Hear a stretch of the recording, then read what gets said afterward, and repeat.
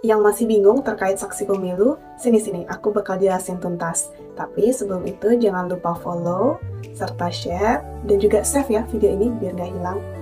Apa sih itu saksi? Menurut buku saku Saksi Peserta Pemilu oleh Bawaslu, saksi untuk pemilu adalah orang yang mendapat surat mandat secara tertulis dari tim kampanye ataupun pasangan calon yang diusulkan oleh partai politik maupun gabungan partai politik untuk pemilu presiden dan wakil presiden, pemilu anggota DPR, DPRD Provinsi, dan DPRD Kabupaten atau Kota, serta calon perseorangan yang akan maju pada pemilu anggota DPD. Secara substansi, saksi peserta pemilu bertugas untuk menjamin agar pelaksanaan pemungutan dan perhitungan suara berlangsung jujur dan adil sesuai peraturan perundang-undangan. Berapa orang sih saksi itu dalam satu TPS? Menurut pasal 121 ayat 5 PKPU nomor 3 tahun 2019 tentang pemungutan dan perhitungan suara dalam pemilihan umum, dijelaskan bahwa pasangan calon presiden dan wakil presiden, partai politik atau calon anggota DPD dapat menerbitkan satu surat mandat yang akan berisi paling banyak 2 orang saksi, dengan ketentuan hanya 1 orang saksi yang diperbolehkan berada di dalam TPS dalam satu waktu.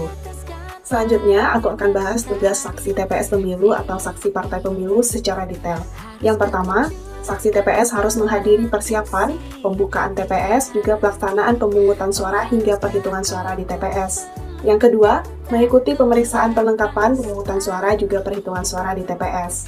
Yang ketiga, saksi TPS harus menyaksikan pelaksanaan pemungutan suara hingga perhitungan suara di TPS. Yang keempat, saksi TPS akan meminta penjelasan kepada Ketua KPPS mengenai segala hal yang berhubungan dengan pelaksanaan pemungutan suara hingga perhitungan suara di TPS. 5. Saksi TPS diperbolehkan untuk mengajukan keberatan ke KPPS jika terjadi kesalahan dan atau pelanggaran dalam pelaksanaan pemungutan suara dan penghitungan suara. 6. Dalam pelaksanaan tugasnya, saksi TPS akan menerima salinan formulir model A3 KPU, model A4 KPU, dan model A DPK KPU, salinan berita acara pemungutan suara dan penghitungan suara, serta salinan sertifikat hasil perhitungan suara. Ada beberapa hal yang tidak boleh dilakukan saksi nih. Yang pertama, mempengaruhi serta mengintimidasi pemilih dalam menentukan pilihannya, dan melihat pemilih mencoblos surat suara hingga ke dalam bilik suara.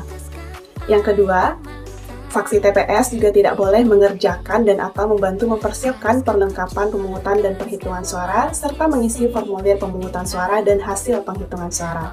Yang ketiga, saksi tidak boleh mengganggu kerja KPPS, melaksanakan tugas dan wewenangnya, dan mengganggu pelaksanaan pemungutan suara hingga penghitungan suara. Next, syarat menjadi saksi TPS.